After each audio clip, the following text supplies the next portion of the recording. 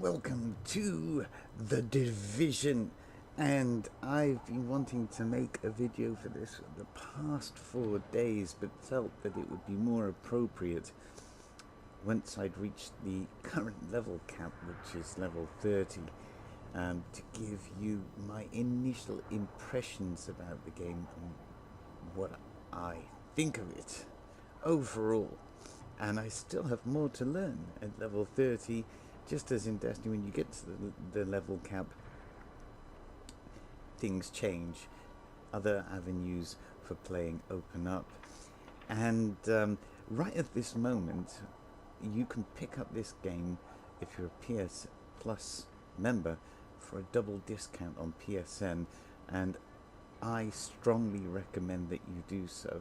Now, I know that there seems to be some kind of competition between Destiny and The Division because they do share some similar traits in that they are light MMOs, if you like. They're a massive multiplayer online, but they handle that in a slightly different way in terms of how many you can play with and how many you can see, etc., and social spaces and things, as opposed to, say, World of Warcraft, where especially at the beginning of a new expansion, you see loads and loads of players all over the place. And if you go to some of the big events in the big cities in that world, it's just, users all over the place. So I don't think, however, it's fair to compare Destiny and The Division together, and there are a couple of reasons for that. So, first of all, one is a futuristic FPS, and at its heart, it's a next-gen Halo. It's from the same company. The gameplay is very fluid and of a different style. The Division's core gameplay is pretty much like Metal Gear Solid Online or some of the other Tom Clancy named games.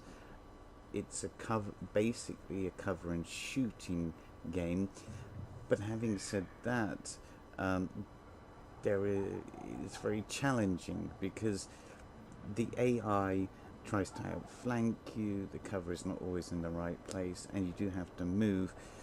And there are many abilities and skills that you acquire along your journey as you level up, which help you in firefights. Now, as with Destiny, there are repetitive, in any game, there are repetitive features to it. So you're going to be encountering the same kind of enemies, and it is the gameplay, the firefighting, the combat that livens things up. You can never really predict what's going to happen in a firefight. One thing I love about this game is it's pretty much based on a solo experience, or the weighting is on the solo experience, and then you can team up, and there are some big set piece missions where you can actually solo them if you wish, but the matchmaking will continue, and I've had some great experiences with players joining in, sometimes just 2 of us, sometimes 4, and each of these big set piece multiplayer experiences for 4 are tied into the overall story, and the story is very well crafted. And I've watched many YouTube reviews and things, and one thing that I can't say for sure, but I don't think that the narrative, the story element of the game has changed. We're now on patch 1.4, which people are raving about, and I can see why, which has introduced some really great features. One of the features is something called world tiering. I'll bring it up on the map. Sorry, got the wrong button. And you can see on the top left, my world tier is 1 because I've only just reached level 30, and from here, just as in Destiny, your gear score or light level in Destiny is very important, and when they go up I can increase the tier.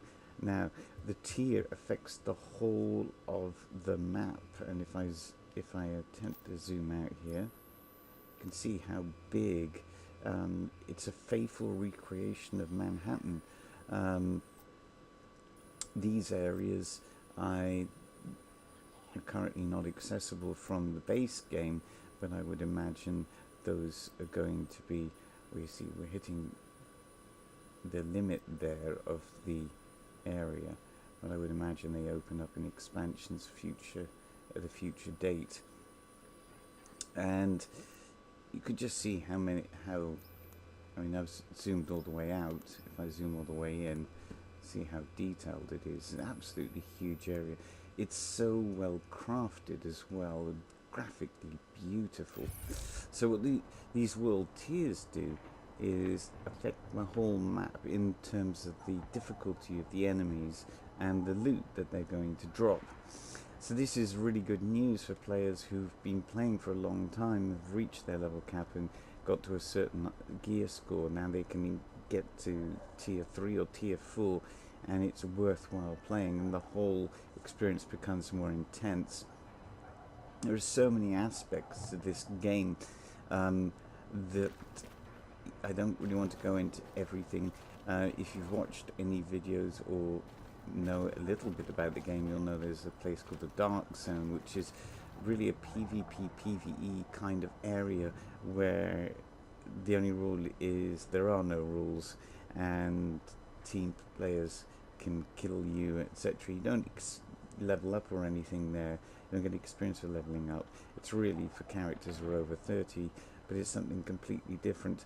I haven't ventured into there because I don't want to lose my loot, because some players may be there, and the higher level players, well, not high level players, but players nearer my level might want to take me out and steal things that I've acquired. But that's the risk you run, and I suppose it's a very tense environment. At some point I will go in. So what I'm going to do as I carry on talking is I'm going to head towards my objective. Now you can see that from the graphics how incredible this game really is. If you liked Grand Theft Auto 5 or the original Watch Dogs in terms of the way the city was constructed, it's amazing. The detail, the leveling of detail that's going into this game is pretty much insane. It's one of the most graphically beautiful games I've played this generation. It's right up there with Metal Gear Solid 5. It's pushing into that territory. In fact, it's ahead of Metal Gear Solid 5 because of the environment it's dealing with. And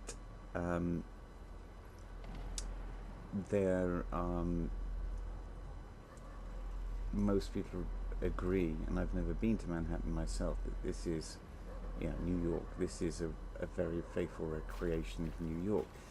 And one of the other things that was criticised about this game was, well, you don't see many people, and where are all the infected? I don't think people who were reviewing really paid attention to the story. The backdrop of this story is really a post-apocalyptic kind of scenario. A virus broke out, a very deadly virus broke out in New York, and it wiped out an awful lot of the population. Then New York itself was contained in an attempt to keep the virus, and various attempts, including, sending in the National Guard or whatever, an army, the whole shutdown of it. And the division, up until that point, had been a small agency of very discreet agents. But when everything else failed, the division started to send the existing agents they had into New York, because there simply wasn't anybody else to send or anybody else willing to go in, and started to recruit other agents out of desperation, because the agents going in were just getting killed. So that's the backdrop where you start. You are a new recruit and you're thrown in. You've never really represented this agency before, but they have no choice, and perhaps you can make a backstory for your character. Perhaps they had military experience or something, and they're thrown. It would be a bit like the SAS or something, or the SEAL team going into such a crisis area and being overwhelmed and losing members through no fault of their own, and without any other response service, having to then draft maybe commandos or whatever from another division without having given them the proper training to get the numbers up. And obviously looking for candidates who've proven themselves. But anyway, that's the kind of feeling you get from it. So when you go through the city, you do see civilians, but you're not going to see a bustling New York. That's the whole point. And I was a bit confused by reviewers who were criticising the gameplay. So, well, where are the infected? Well, the infected are dead. It's a deadly virus. They don't survive. It's the whole point. And where's the rest of the population? Well, most of the population got wiped out. The survivors, you see people scavenging, and you see many of them coughing, and you think, well, then it might not last. And and then the other population, the criminal element, and these are mix of different kinds of groups. And at the end of the game, I have specifically in a certain area of the city, there is a kind of rival military force, if you like, that's taken over. So you can see the story is really developed. It's there. The whole atmosphere revolves around this. And another element that was criticized was, you do a lot of running, you go from one place to another. It's not really like that. Yes, you will be running from points to point, but there's so much going on, at least initially, and there are fast travel points. It's really not that big a deal. Do things get slightly repetitive? Well, I've been playing this now for 4 days straight, believe it or not, and I can hardly put the game down. I absolutely love it, and I think it's appealing to what I like in games, and that might not be for everybody. This 1.4 patch, as I've not experienced the game before, may be helping my experience of that, in terms of they tweak the leveling experience and the loot drops and things like that. But I don't think that would have been, apart from these kind of world tier events and some other new features they put in, I don't think that is they've drastically changed the base of the game. And I think the base of the game is very, very good, actually. I don't find it boring. I saw IGN gave it a 6.7. Well, at the time, I didn't really, and in fact, because of reviews like that, perhaps I was kind of distanced. I played the beta, but other games got in the way, and I didn't really feel drawn to the game after the beta for some reason. In fact, as you'll see on my channel, I've devoted an awful lot of energy to Destiny. I'm not giving up on Destiny at all by any means, but I've got to a point in that game where there's simply really hardly anything for me left to do. I could start a new character and build it up. Then I've done that so many times in the past. I have most of the exotics in the game. I think I've only got 3 more to collect, and one of those is for a hunter. It's a kind of specialized mission, and only hunters can use it, so I'm not that interested in spending hours just to get one exotic that I'm never going to use. There are some events coming up in Destiny that I want to participate in, but for instance the hard raid and the things like that I've done with a lot of help from other users, and I really appreciated that.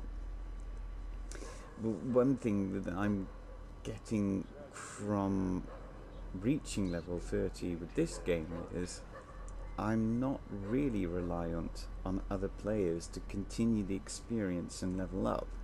And that's not something you can say in Destiny, because once you reach the pinnacle in Destiny of your level cap and your light, the way to get your light level up is mainly through raids or the Trials of Osiris, and you're very dependent on having other players. And both of those events are not matchmaking, whereas in the Division, the main story big missions are matchmaking. And the other thing is, as I said before, you can solo them. So if you spend the time grinding in the game, build up all the nice equipment and everything, you can go in, to these solo instances, take your time and get yourself through it. And there are checkpoints through them as well, so it's not like a Nightfall where you have to start again. There are checkpoints, And like I said, there are lots of skills and things that you acquire that help you with combat. So those are kind of my initial impressions. I'm just wondering if there's anything else I wanted to cover in this initial video about it. Not really. I think that kind of covers it. Well, my overall conclusion so far about the game is that I'm absolutely impressed by it. Few games this generation have grabbed my interest as much as this game, and maybe it's the timing, maybe because I was saturated or had got to a point in Destiny where I was, I love the game, and I've put so many hours into it, and I will always return to it. But I really needed a break from it. I just didn't want to face another hard raid to get another little bit of equipment. And well, I can briefly say, and also, the hard raid in Destiny, and I'm making comparisons here because this is to do with my playing experience, not to do with the games being that similar. But like I said, they have similar traits. So one of the things about loot, and in many games, many RPGs, is collecting clothing, things like that to change your character's appearance. Now, one thing that was criticised of this game negatively was the idea that what they've done, and I like this, but others didn't, was they've separated the equipment that is stat-based. The equipment's going to be constantly changing, that you'll constantly want to get better scores and better levels at, with the actual appearance. Now, this is something that Rift did, and was a departure from World of Warcraft, which used transmogrification. So transmogrification was that you had a particular item, then you'd go to a place in a city and you would change the appearance of that item to something you liked. In Rift, which is a big MMO, they separated the look from what you were equipped on the fly. So you had a wardrobe, and you would collect pieces, or you could assign pieces of equipment into your wardrobe. Once you'd collected a piece, in fact, once you'd collected a piece of clothing or something, it would be in your wardrobe, and you could always override or overwrite, if you like, any piece of equipment you had with the collected looks that you had. It's pretty much the same here. The looks are all stored in a separate area like that. As you'll see, my character's changing